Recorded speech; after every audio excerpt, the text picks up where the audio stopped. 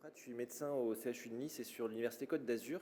Et j'ai eu le plaisir de présider le concours de start-up qui a qui a eu lieu. Pardon, je me rapproche plus, Daniel. Est-ce que tout le monde m'entend bien?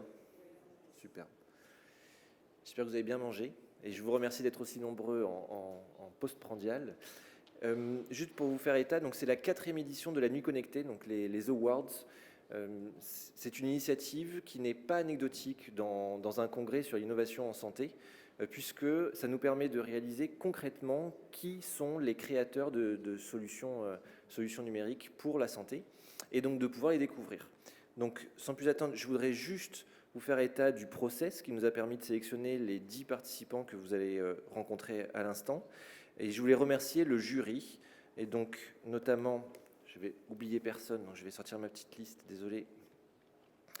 Je voulais remercier le docteur Philippe Salfati de Aya Consulting. Je voulais remercier Daniel Romero de Connected Mag. Je voudrais remercier Anne Bay de Cage Business School, Olivier Crouzet de l'École 42, Fabrice Marquet de Monaco Tech, Pauline de Breteuil du groupe SRS, Maude Lambert du cabinet Hoche Avocat, Isabelle Cambrelang de Visiomed BeWell Connect, Dr Colette Dahan du CHU de Nice et le Dr David Guest de WeHealth by Servier. Donc merci vraiment à tous les membres du jury. Et sans plus attendre, on va appeler les 10 start-upers qui ont concouru. Donc ils étaient 69 au départ, ils se sont retrouvés juste à 10. Et donc je voudrais qu'on accueille chaleureusement Situcare, s'ils peuvent nous rejoindre sur scène. Merci beaucoup. Situcare qui n'est pas encore dans la salle. Situcare. Ok, ça commence bien. HypnoVR, je voudrais, s'il vous plaît, que vous montiez sur scène. Donc, qui a été récompensé sur la catégorie anesthésie. Je voudrais aussi qu'on appelle Equinox. Merci beaucoup, on peut l'accueillir chaleureusement, qui a été récompensé sur la catégorie rééducation. Alzoïs. Merci, on peut aussi applaudir. Oui, tout à fait. Prenez place. Alors, vous allez être 10, donc les premiers arrivés au podium ont gagné. Donc Alzoïs qui a été récompensé sur le diagnostic, Libéraux qui a été récompensé sur soins à domicile. On peut les applaudir, j'espère que ça va les faire venir. Devinova qui a été récompensé pour la cardiologie. On peut l'accueillir chaleureusement. Archéo pour les urgences.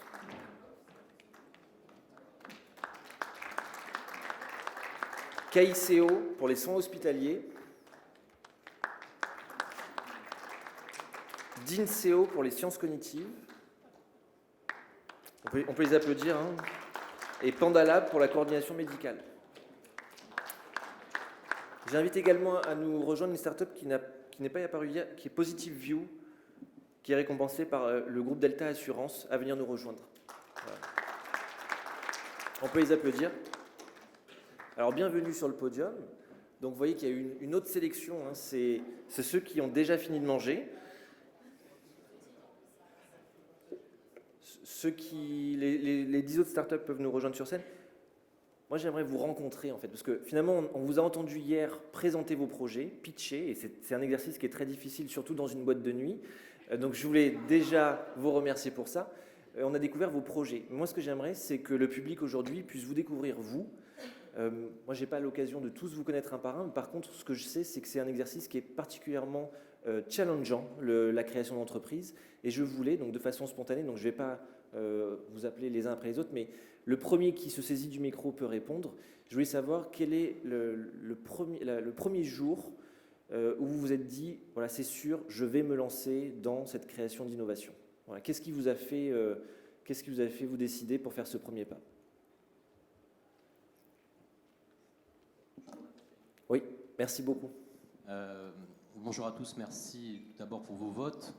Alors, l'initiative de la création de l'entreprise Devinova est partie d'une histoire familiale d'un de mes frères qui est basé au Canada, dans un désert médical, et qui a fait une rupture d'anévrisme aortique, ce qui a conduit à un handicap majeur chez lui. Et je me suis dit ce jour-là, comment se fait-il, avec les technologies qui sont offertes au quotidien dans notre vie, ne peut-on pas suivre des personnes à risque? De ce constat, en fait, Devinova a émergé, et c'est de là qu'est venue l'idée du patch cutané qu'on vient poser sur le sternum et qui permet de suivre à distance des personnes fragiles. Et je pense à mon frère, mais je pense à toutes ces personnes qui sont un peu isolées, qui n'ont pas forcément accès à la santé de par leur recul, mais également aussi au travers de leur âge. Soit des personnes qui sont en isolement social, mais aussi en isolement territorial. Et nous avons développé cette société d'Evinova. Merci beaucoup pour ce témoignage. Est-ce qu'une autre start-up souhaite témoigner? Donc moi j'ai créé la société Alzuis en 2014. Ça ne s'est pas joué en un jour, cette décision. En fait, mon grand-père avait eu Alzheimer. Je crois qu'on est touché par ça.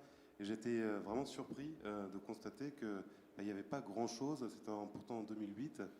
C'est vrai, on a fait quand même des progrès, mais j'étais vraiment stupéfait. Je me suis dit que en 2014, quand j'ai créé Alzuis, personne ne me reprocherait le fait d'avoir essayé d'apporter à mon échelle quelque chose d'innovant. Et je pense que j'ai eu beaucoup de soutien depuis cette date. Et je pense que voilà, l'innovation, c'est tout seul, on ne peut pas y arriver, mais en fédérant, en se structurant et en étant ensemble, en fait, en équipe, on peut arriver à essayer, en tout cas à son niveau, de changer les choses. Donc c'est une expérience de vie réelle en fait qui vous a inspiré. Est-ce que c'est le cas un peu des autres créateurs? Et je voulais savoir, après cette première phase d'idée où vous avez fait germer un concept, quelle est la première difficulté à laquelle vous avez été confronté dans la concrétisation de cette idée-là?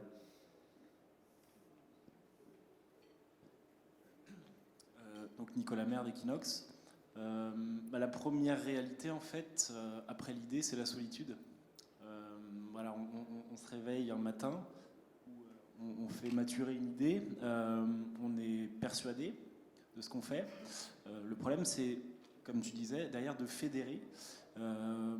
Au-delà de l'idée, en fait, on ne sait rien faire en tant qu'entrepreneur quand on se lance. Donc derrière, c'est vraiment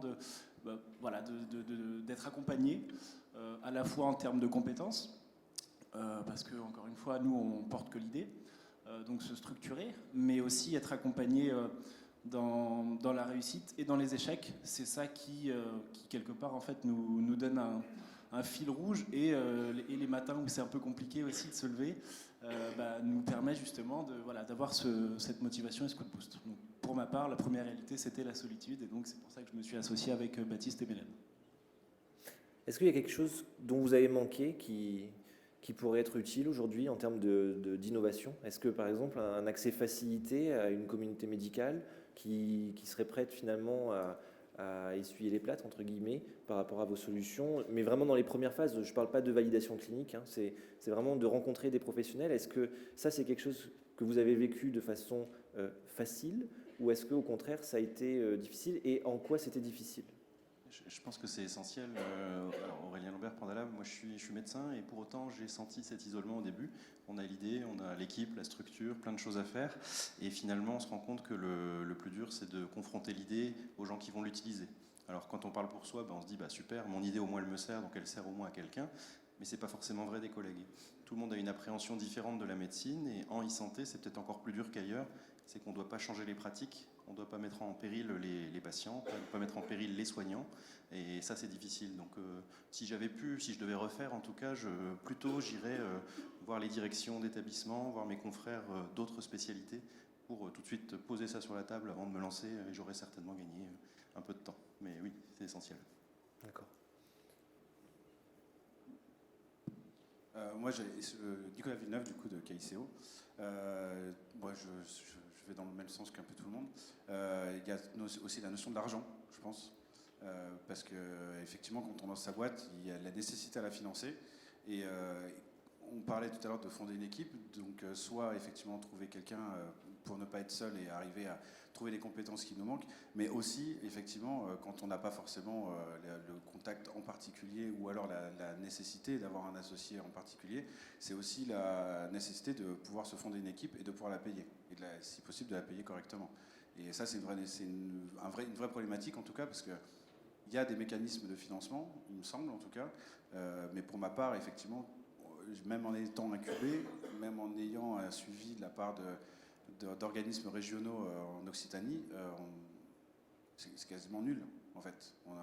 Si j'avais pas eu des partenaires bancaires qui, contre toute attente, en plus, parce que c'est clairement quand on a monté, enfin, de toutes les personnes qui m'avaient conseillé, en tout cas parlé de leur société, tout ça, il n'était jamais question des banques. Enfin, on m'avait dit, franchement, les banques elles prêtent pas, c'est pas eux qui vont financer ta boîte. Et moi, ça a été complètement l'inverse. Aujourd'hui, ils m'ont prêté 100 000 euros, j'ai mis 100 000 euros dans ma société. Donc en fait, j'ai aucun financement public. Alors normalement, BPI devrait effectivement à un moment donné réagir. Je ne sais pas pourquoi, ça prend beaucoup de temps. Enfin si, je pense que je sais pourquoi, mais c'est voilà, c'est inhérent à l'organisation. Et en fait, c'est cette notion-là de financement. Moi, je pense que j'ai eu de la chance en rencontrant des personnes qui étaient déjà dans un. En tout cas, sur Montpellier, on a cette chance-là d'avoir la Banque Populaire qui suit les projets très tôt. Mais sinon, je pense que le projet se sera arrêté il y a 8 mois, quoi, en fait, sur 1 an et 4 mois, on va dire, de société. Donc voilà, bon, pour la problématique en tout cas. Merci beaucoup. Donc la recherche de financement, c'est une part importante de l'activité de la vie d'une start-up. J'imagine que vous cherchez aussi dès le départ des premiers clients pour confronter finalement votre idée à un enjeu et notamment à un enjeu d'achat. Quelles difficultés vous avez rencontrées pour convaincre ces premiers potentiels acheteurs?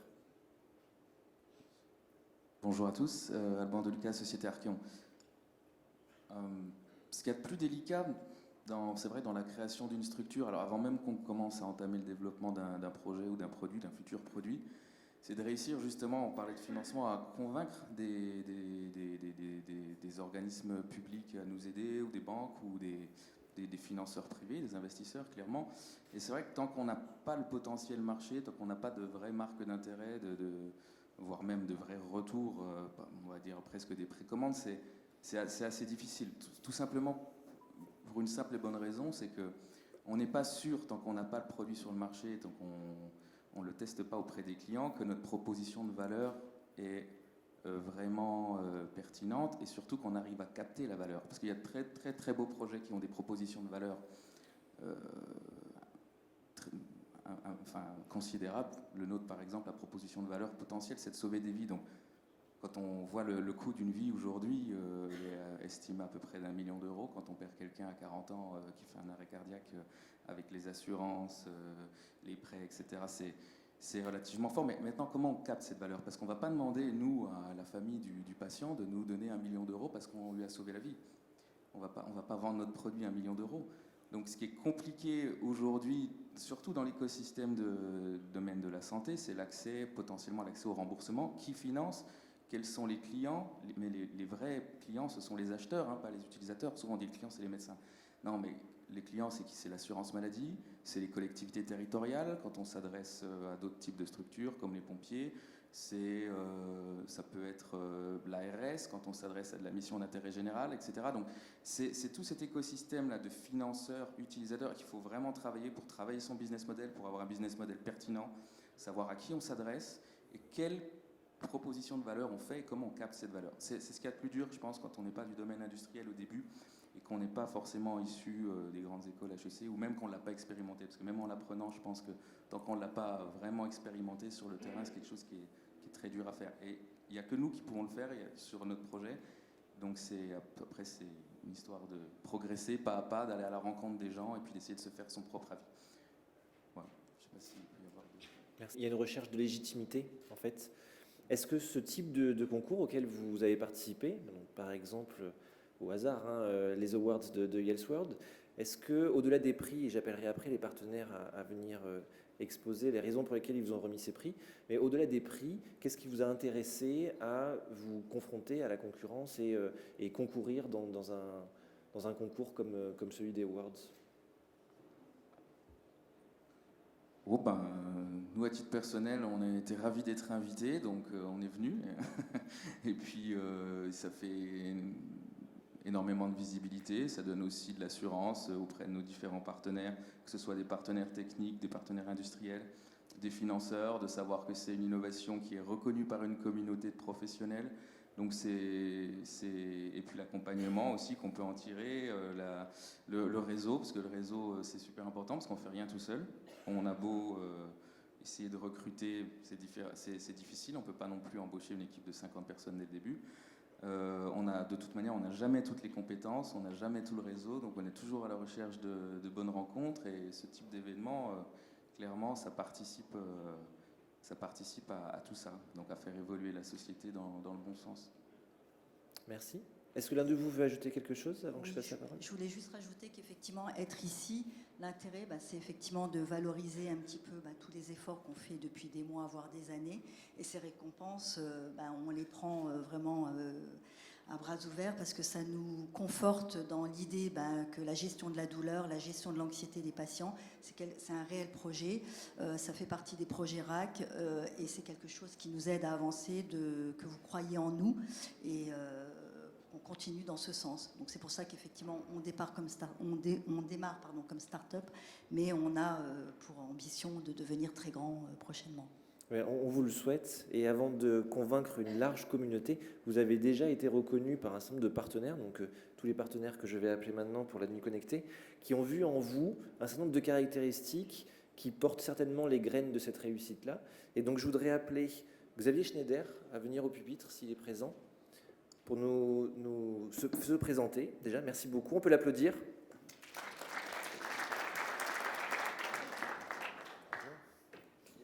Et je souhaiterais que vous nous expliquiez les raisons qui vous ont motivé à participer à ces awards et à récompenser les start-upers qui sont derrière nous. Alors, bonjour à tous. Ça fait 5 ans que je suis l'écosystème de la santé numérique. On va dire, je suis tombé dedans et amoureux déjà depuis tout jeune parce que je suis un geek, un passionné de science-fiction. Et ce qui est bien avec la science-fiction, c'est qu'elle passe graduellement de la fiction à la science pour après s'appliquer au grand public et à tout notre écosystème. Et je suis vraiment tombé dedans complètement lors du Hacking Health Camp à Strasbourg en 2014, où là on a réuni professionnels de santé, designers et développeurs, et où on a commencé à co-construire des solutions ensemble. Alors certains sont venus qu'avec une seule idée. Je pense par exemple à la solution EMI, qui est une sonde vaginale de rééducation pour le périnée, qui est un sujet un petit peu délicat et qui maintenant est une vraie société qui se développe et qui a des clients réels, et qui est passé au CES à Las Vegas l'année dernière, par exemple. Ou je pense aussi à la société MedPix, qui est une application de partage de cas cliniques collaboratifs et qui réunit maintenant 30 000 professionnels de santé, médecins, internes, pharmaciens, infirmiers, qui échangent de manière collaborative sur des cas cliniques pour améliorer leur pratique médicale. Et en tant que pharmacien d'officine, là où on a parlé d'accès au marché, on a parlé d'utilisateurs, professionnels de santé et patients, on a aussi parlé de financement. Et en tant que pharmacien d'officine, je dirais que je suis confronté tous les jours à des patients. Et nos 22 000 pharmaciens d'officine voient 4 millions de patients par jour. Et je dirais que c'est un écosystème extrêmement intéressant, finalement, pour tester la maturité du marché sur le côté grand public. Et de plus en plus, nous travaillons en interprofessionnalisme avec nos amis médecins et infirmiers. Et on peut aussi citer les biologistes, les kinésithérapeutes et l'ensemble des professionnels de santé. Et donc, en tant que pharmacien et aussi, je dirais, proche des institutions, notamment la Fédération française des syndicats de pharmacie, la FSPF, aussi proche des groupements de pharmacie, comme par exemple Giropharm, groupement auquel je suis adhérent, qui est une coopérative de 600 pharmacies. Je me propose tout simplement de proposer mon aide afin d'accompagner ces jeunes startups et de les aider à peut-être approcher notre marché, le marché pharmaceutique, le marché grand public de la santé, de leur faire bénéficier de mes éventuelles connexions avec les autres professionnels de santé en interprofessionnalisme et aussi en tant qu'investisseur et business angel dans différentes sociétés, j'ai moi-même essuyé quelques échecs et leur mettre à profit cette expérience pour leur éviter de faire les mêmes erreurs et afin qu'ils gagnent du temps et qu'ils aillent encore plus vite dans leur développement et leur accélération. Voilà.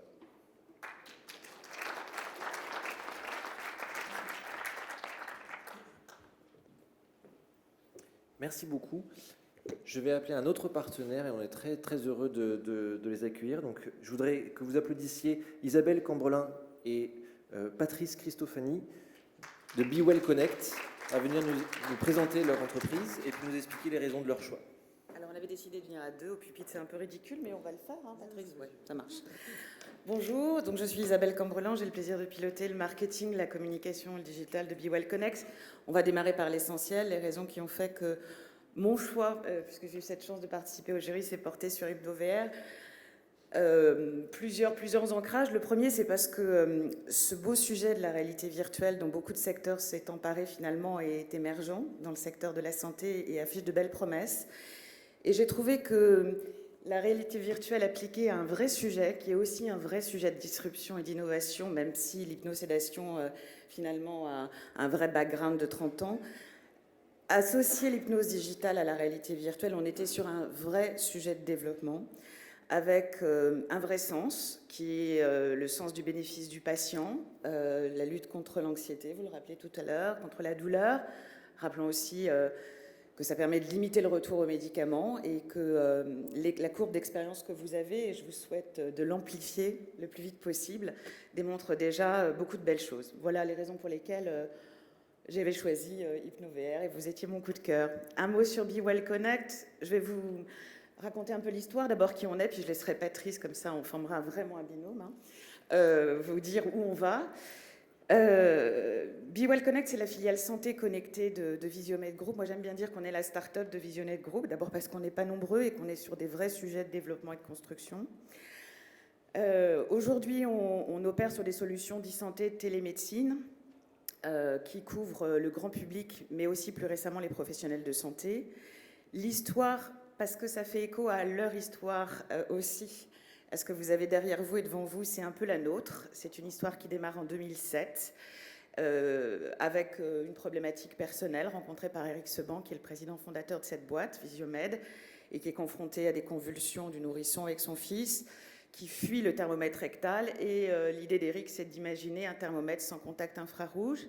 C'est le fameux thermoflash qui est créé en 2007, qui rencontre un contexte international plutôt favorable. Rappelez-vous, les grandes pandémies, on passait d'une frontière à l'autre en prenant la température, Ebola, etc. L'entreprise, plutôt avec une vraie courbe de succès, rentre en bourse. La problématique d'électronique médicale, elle la démultiplie après le thermomètre, le tensiomètre. Elle se diversifie aussi, et je pense que c'est ce qui fait qu'aujourd'hui, on peut aborder ces sujets de santé connectée, c'est-à-dire que Visiomed Group, c'est Be Well Connect avec la santé connectée, mais aussi les laboratoires Visiomed sur la santé familiale. Et puis la loi HPST, Eric se dit, donc 2009, et Eric se dit de l'électronique médicale, probablement, il faudra qu'on switch sur la santé connectée. Le temps est un peu long en santé, mais ça nous permet de développer des produits et d'aller sur ces dispositifs médicaux connectés avec des courbes qui sont des courbes de développement particulières, puisque évidemment R&D, mais aussi derrière certification CE, FDA, puisqu'on a un bureau à Boston. On adresse le marché grand public en 2014 avec une gamme qui s'appelle Be Well Connect. À l'époque, ce n'était pas encore une filiale. Un marché grand public avec cette conviction qu'on a toujours chevillé au corps, même si on a un peu complété notre réflexion, qui est de dire que tout passera par l'usage et que c'est le patient qui tirera ce marché de la santé vers la transformation digitale. Il se trouve que pour tout un tas de raisons liées à notre système de santé, les choses ne se sont pas faites comme ça et qu'on a aussi vite compris que sans les professionnels de santé, cette transformation digitale du secteur de santé ne prendrait pas et qu'il fallait les aider à les embarquer dans cette grande aventure. Et on a complété notre chaîne de valeur, on a rajouté une couche d'intelligence artificielle, j'en parlais très rapidement hier. On a aujourd'hui un service qui est basé sur un algorithme médical qui permet de délivrer des orientations diagnostiques et d'identifier les niveaux d'urgence et de gravité. Service qu'on a d'abord déporté sur le grand public, puis qu'on propose aujourd'hui aux professionnels de santé comme solution de triage. On y a ajouté du soft, avec l'ambition, parce que c'est vraiment ce qui signe la promesse de Be Well Connect, de rapprocher le patient et le médecin. Voilà. Et très récemment, et je vais laisser la parole à Patrice, une autre innovation présentée au CES en 2017, et puis depuis on a avancé, donc certification CE, l'année dernière, non pardon, il y a 3 mois, certification FDA.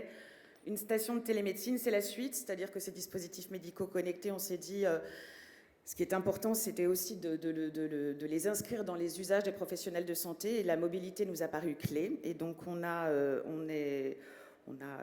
conçu et produit une station de télémédecine basée sur un système Android qui fait moins de 300 grammes et qui embarque des dispositifs médicaux connectés, cette couche d'intelligence artificielle que j'évoquais tout à l'heure, et la téléconsultation, avec des cas d'usage qui sont aujourd'hui variés. La station de téléconsultation que vous avez pu voir pour les officines, et je vais surtout laisser Patrice compléter ce propos. Merci. Bon, je crois qu'Isabelle a déjà dit beaucoup de choses. Ce que je voulais simplement vous dire, je vais être très bref, c'est que, comme on vous l'a expliqué, nous aussi, on est parti par de l'innovation, puis on a progressé dans le temps, et puis on est passé de l'innovation à le développement réel, la vraie vie, les vrais projets, les partenariats, les modèles économiques.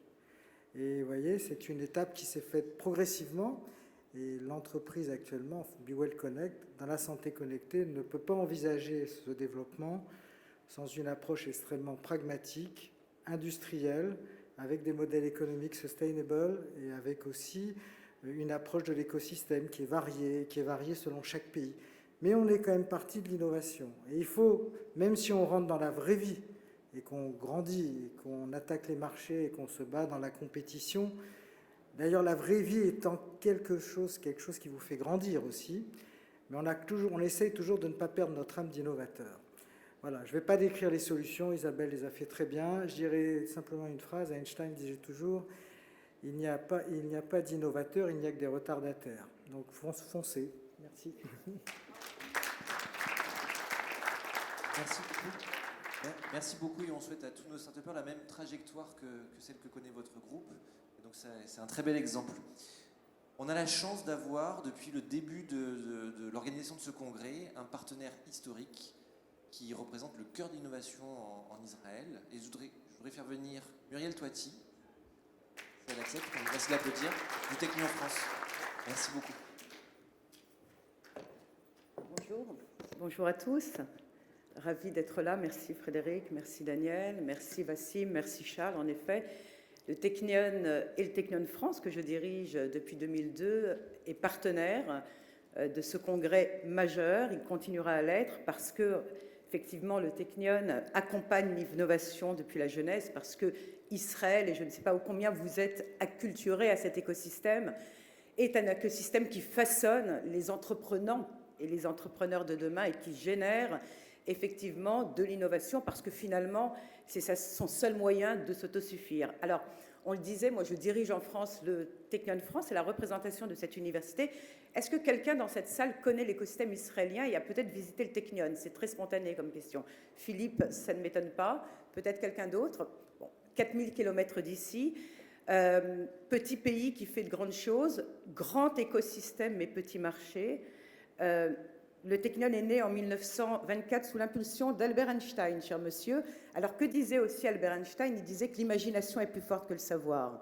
Et ça revient à ce qu'on disait tout à l'heure, que finalement, en Israël, on va cultiver l'excellence avant de miser sur l'élitisme. Et ça, c'est quand même très important, parce que cultiver l'excellence, finalement, c'est ça qui génère d'abord les entrepreneurs de demain, les entrepreneurs de demain, et c'est ça surtout qui sait accompagner, attirer l'excellence là où elle est, mais surtout accompagner l'excellence et les innovateurs, parce que les moments de solitude, on le sait, sont extrêmement nombreux dans l'entrepreneurship et qu'il faut qu'ils soient accompagnés.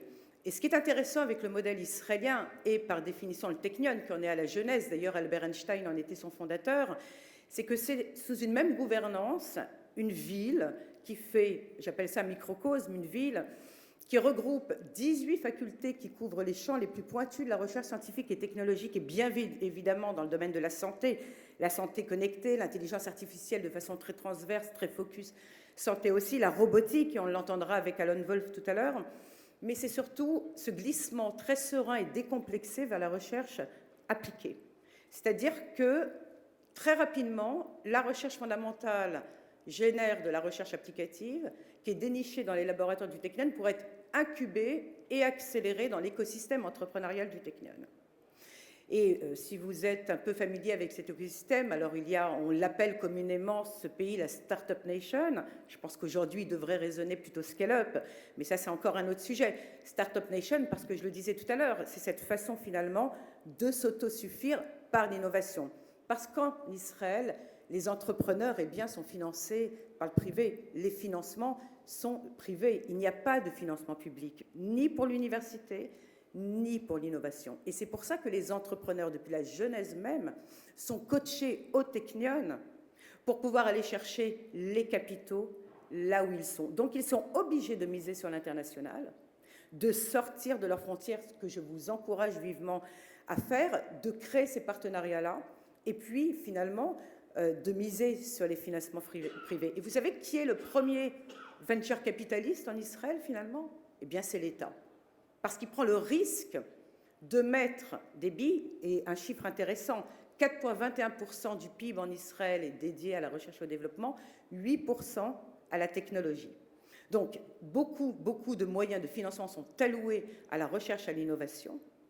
En prenant le risque, l'État prend le risque, en faisant de l'intelligence artificielle, de la santé, de la cybersécurité et d'autres sujets qui sont dans l'actualité brûlante, des enjeux nationaux pour pouvoir accompagner l'innovation là où elle est. Et le Technion France, pour en finir avec ce petit exposé, finalement, est là pour faire un joli go-between entre l'écosystème français et ceux de façon transverse, depuis les grands groupes, les start-up, l'académique, les écoles d'ingénieurs et l'écosystème du Technion, misant toujours sur une forme de multiculturalisme de l'innovation, parce qu'il faut aller voir ailleurs ce qui se passe pour pouvoir grandir quelque part.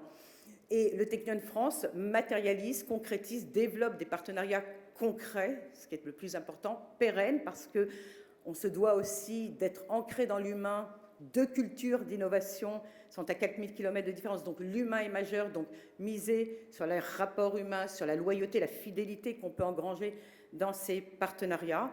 Et puis, le Technion France est un accompagnateur, si ce n'est parfois un coacheur de start-up françaises qu'il accompagne, dans le cadre notamment de ces événements annuels. Donc, les récompenses, les cadeaux que je souhaitais vous faire avec le Technion, bien sûr, et vous êtes extraordinaire. Moi, j'ai regardé chacune de vos pépites, et je trouve que vous avez un avenir absolument merveilleux devant vous. Il faut effectivement juste peut-être aller regarder aussi ailleurs ce qui se passe et miser sur la communication. Parce que se dire, c'est se légitimer, se raconter, c'est être, et c'est créer sa propre existence et sa propre narration, finalement. Donc, qu'est-ce que donne le Technion France? Eh bien, dans le cadre de mes activités, j'organise chaque fin d'année la manifestation annuelle du Technion France, qui est parrainée par le président de la République, même président de la République que j'avais accompagné en Israël quand il était à Bercy en 2017 et avait visité le Technion et est revenu avec ce concept pour la France de Startup Nation, sur lequel moi j'émets des questions.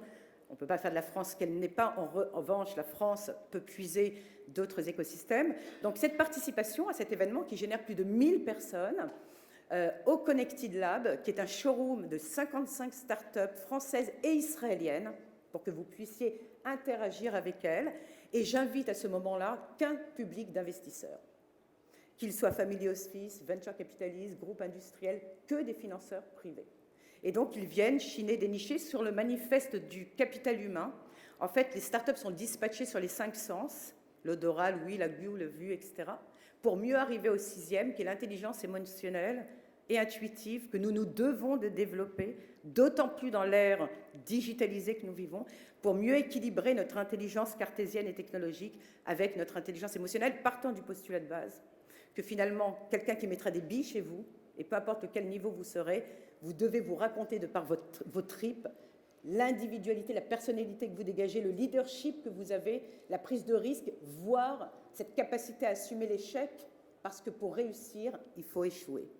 Donc je vous invite effectivement à participer au Connected Lab, je vous invite à avoir aussi de la communication digitale dans tout notre réseau du Technion France qui rayonne sur toute la France et en Europe francophone avec notre équipe de communication et puis des entrées évidemment gratuites à cette manifestation qui se tiendra le lundi 11 décembre prochain à la Maison de la Chimie. J'ai tout dit, je vous remercie beaucoup. Merci beaucoup, merci. On a beaucoup parlé de financement, il y a une autre dimension qui est tout aussi importante pour vous, c'est l'accompagnement sur le volet juridique et le volet réglementaire. Et donc je voudrais inviter ici à nous rejoindre le cabinet Hoche. Et donc je voudrais qu'on applaudisse Maud Lambert, s'il vous plaît. Merci beaucoup. Bonjour à tous. Donc, le cabinet Hoche, avocat, c'est un cabinet d'affaires français. On est à peu près, juste en 2 mots, on est entre 80 et 100 avocats. On est présent sur les différents domaines d'affaires, corporate, fiscalité. Et en fait, j'ai la chance de faire partie de l'équipe dédiée à l'industrie, c'est-à-dire tout ce qui est lié à un système d'information et toutes les problématiques liées à la propriété intellectuelle. Donc, je travaille sur des sujets de développement de solutions informatiques. Et j'interviens de la phase de conception, c'est-à-dire quand à partir du moment où on a une idée, au moment où eh bien, on fait une exploitation commerciale, où on intervient pour en fait aider nos clients à rédiger, parce qu'il y a, malheureusement on est dans un univers juridique où il y a des documents contractuels, où il y a des engagements. Et donc, en fait, on fait tous les documents, que ce soit avec un partenaire, que ce soit avec, évidemment, des consommateurs ou des fournisseurs de produits. À titre personnel, je suis passionnée, en tout cas très impliquée sur les sujets en matière de santé. Je crois qu'en réalité, c'est lié à une vocation ratée, c'est-à-dire que je voulais faire médecine et puis... Voilà, vu la durée des études, je me suis dit, oh non, c'est trop long, je vais faire autre chose. Et bon, en définitive, j'ai mis autant de temps à faire du droit, mais enfin bon. Donc j'essaye d'y revenir par ailleurs. Je trouve que c'est important dans l'écosystème dans lequel on vit, de travailler sur des projets qui ont un sens. En tout cas, c'est ma pensée. Et donc en fait, je participe à cette conférence parce que c'est important de travailler sur des projets dans lesquels on a envie qu'ils réussissent. Les projets dans la e-santé, je crois qu'ils ont tous quelque chose de commun, c'est qu'ils déplacent des limites. C'est-à-dire qu'on vit dans un monde avec des règles assez conformistes quelque part, et tous les projets innovants en matière de santé ont quelque part vocation à dépasser des limites et à faire quelque chose qui n'existe pas. Et donc, en fait, moi, maigre participation, je veux juste faire de l'accompagnement juridique pour vous aider à avancer sur vos projets. Donc voilà, je n'apporte malheureusement pas l'idée parce que j'en ai pas. En revanche, voilà, l'accompagnement juridique, on essaye dans la mesure du possible et on pourra donc tous échanger ensemble. L'avocat, c'est une relation de confiance, donc c'est vraiment comme voilà, vous dans la vie médicale, on a un médecin, on a envie d'aller le voir ou pas. Enfin, c'est vraiment une relation de confiance. Donc je crois qu'on aura la possibilité d'échanger tous individuellement. Et voilà, si je peux vous apporter un petit peu de mon expertise pour vous faire avancer, voilà, ça sera ce que je peux vous proposer. Voilà. Merci beaucoup. Merci. Le moins qu'on puisse dire, c'est que vous êtes particulièrement gâtés. J'espère que vous en rendez compte. Dans la suite des cadeaux qui vous sont offerts, j'inviterai Philippe Salfati de Aya Consulting à nous rejoindre et à nous expliquer son activité et le prix qu'il remet. Merci beaucoup. Merci. Bonjour à tout le monde. Un grand merci à l'organisation, Daniel, Frédéric, les entrepreneurs. Vous êtes les entrepreneurs qui avaient été sélectionnés. Vous êtes aussi des entrepreneurs qui, comme vous l'avez dit, avaient travaillé dur pour arriver. Non pas que les autres fassent rien, mais en tout cas, il faut toujours des gagnants et des perdants. Et ça, au cours de votre vie d'entrepreneur, il va falloir que vous l'intégriez, car c'est un des facteurs clés du succès. Bon, on peut continuer avec Einstein. Moi, j'en ai une aussi sur Einstein qui disait, et qui n'est pas mauvaise non plus, si j'avais 1 heure pour résoudre un problème, je passerais 55 minutes à bien le comprendre et 5 minutes à le résoudre. Et c'est un petit peu quand j'ai entendu un certain nombre des raisons pour lesquelles vous avez créé vos startups, vous avez dit, moi, j'ai vu qu'il y a une pathologie qui est la maladie d'Alzheimer, qui est une véritable pandémie, on va dire, ou une épidémie, tout dépend, et je voulais contribuer. C'est un besoin médical. C'est bien de répondre à un besoin médical. De la même façon, relativement au suivi de personnes à risque, cardiopathie, c'est un besoin médical important. Et dès lors, c'est un bon départ de répondre à un besoin des clients. Donc voilà, moi, mon nom est Philippe Salfati, j'ai mis du temps à le dire. Je suis président et CEO d'Aya Consulting et je suis heureux de vous proposer un accompagnement de quelques heures. Je vais pas, pour certains d'entre vous, vous déciderez après, mais je ne vais pas passer des années à vous accompagner pour vous aider à passer les prochaines étapes.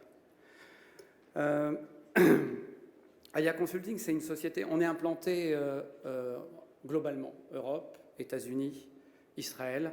On revient un peu à Israël parce que Muriel a dit un certain nombre de choses très importantes, dont une, ce qui est plutôt au cœur de mon métier, le financement aussi, c'est que, à vrai dire, il y a deux choses. 50 ans, c'est le temps incompressible apparemment pour créer un écosystème favorable à l'innovation. C'est le temps qu'a mis Israël pour devenir leader mondial de l'innovation, la Californie avec la Silicon Valley et Cambridge avec aussi la santé. Israël, c'est aussi le deuxième pays en termes de levée de fonds. Donc c'est comme si la Suisse levait plus d'argent que le reste du monde, à vrai dire. Ça pourrait venir, hein, ils en ont beaucoup, mais c'est Israël qui lève le plus de fonds pour les entrepreneurs derrière les États-Unis. Donc ça, c'est important pour une société comme la mienne, parce que quand je vais vous aider à lever des fonds, ben, je vais aller là où est l'argent. Je vais aller là où est l'argent. Quand je vais vous aider à trouver des compétences, je vais aller là où sont les compétences. C'est-à-dire que je n'ai pas de frontières. Vous parlez le français, mais les compétences sont en Inde, en Chine, partout. En Israël. Et ça, c'est important dans votre développement. Donc, on est aujourd'hui une société qui s'implante partout, qui cultive cette globalisation. Et on cultive cette globalisation d'autant plus que dans notre ADN, on est des start-upers. Je vais vous donner un seul exemple. Le chairman de Tefun, Aya Consulting est membre de Tefun, est un start-upper qui a pris une start-up qui a eu beaucoup de déboires. Il l'a racheté 3 fois, donc ne vous inquiétez pas.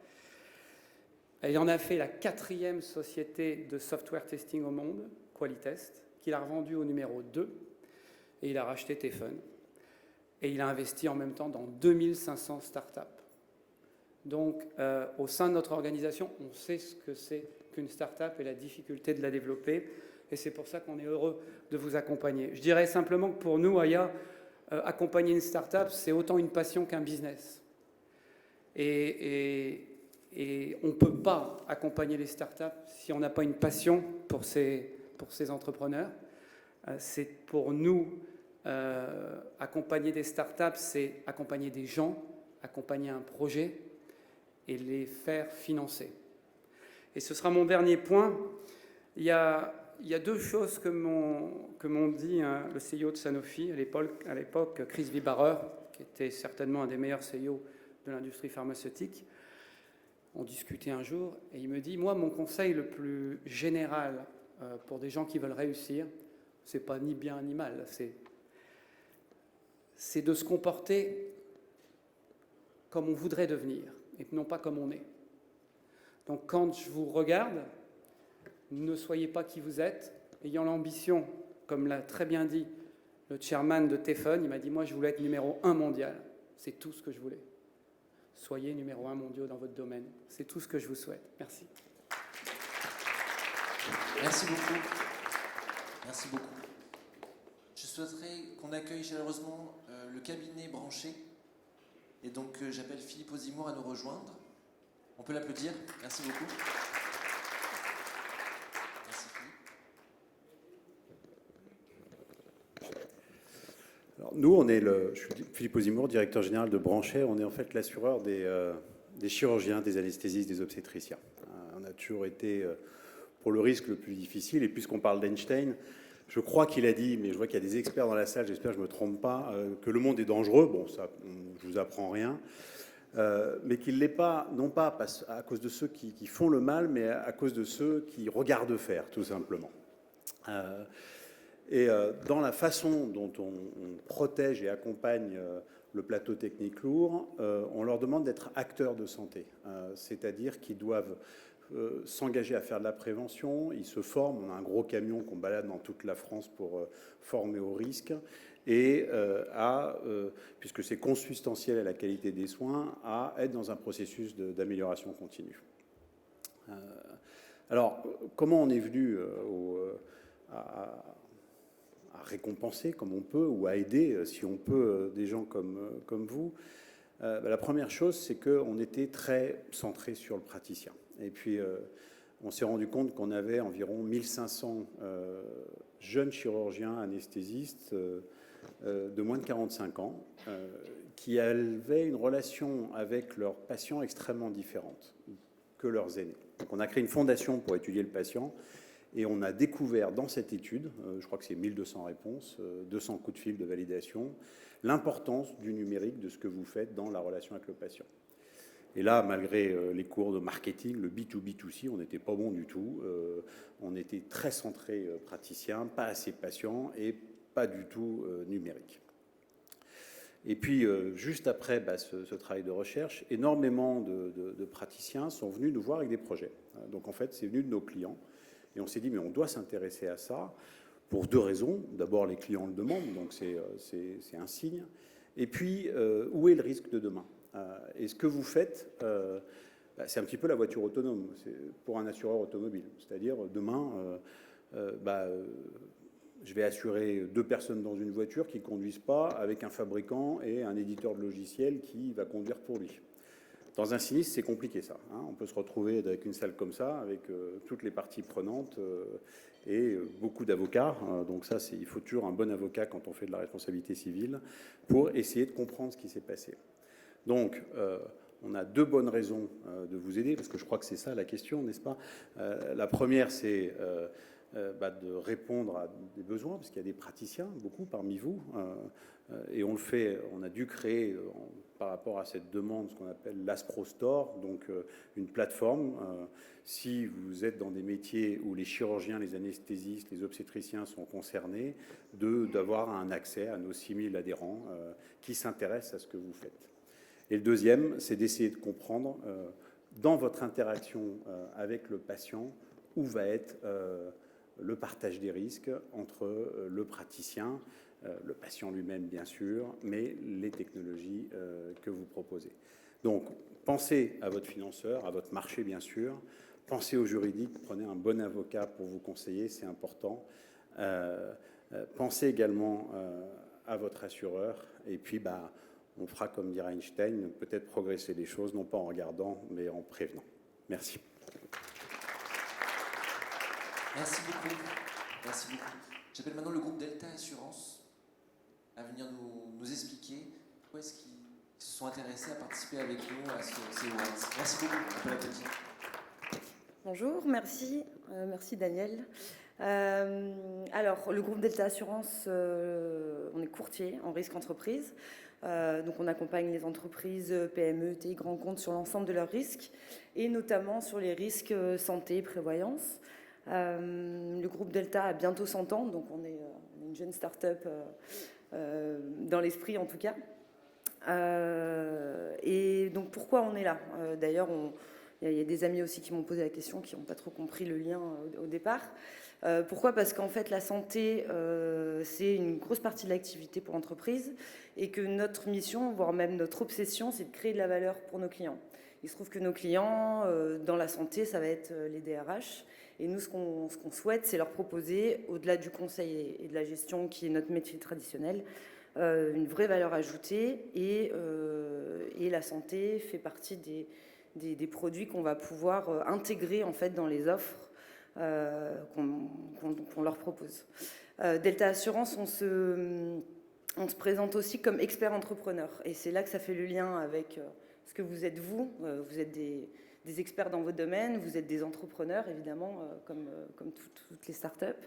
Et en fait, c'est vraiment un état d'esprit qu'on a chez nous, que ce soit dans les solutions qu'on va proposer, la manière dont on va accompagner nos clients, et même, j'allais dire, dans la façon dont on travaille, nous, entre collaborateurs. Et c'est pour ça qu'on a voulu être partenaire d'événements comme celui-ci, comme l'IELTS World, Et c'est pour ça aussi qu'on a choisi de donner notre coup de cœur à l'entreprise, à la start-up Positive You. Clairement, en fait, concrètement, on va essayer de travailler ensemble pour accompagner cette start-up en laquelle on croit, parce que on pense que ça, pour nos clients, ça peut être une vraie valeur ajoutée. Ça peut avoir une valeur ajoutée.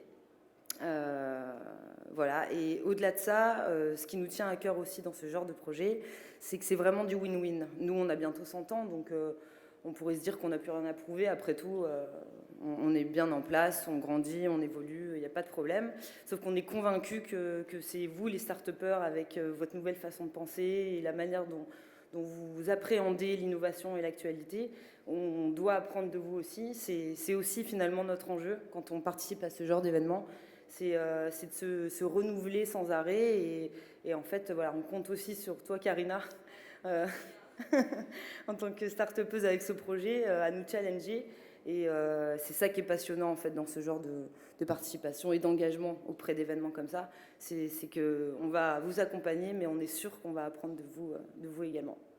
Voilà. Merci beaucoup. Merci. Donc, Karina Jeddak de Positive You, tu es la seule à ne pas avoir présenté jusqu'à maintenant, donc je t'invite à venir pitcher. Et on peut l'applaudir.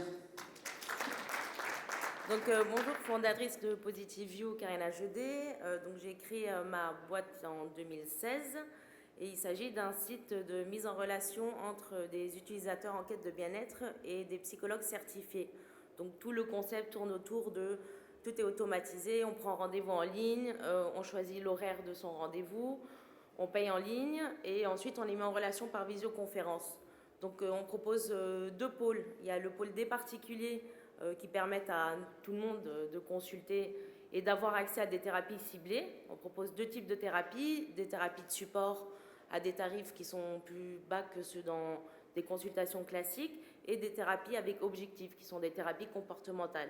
On a aussi le pôle d'entreprise où là on propose des packs et des forfaits qu'on vend à des entreprises pour l'ensemble de leurs salariés, les managers ou les dirigeants.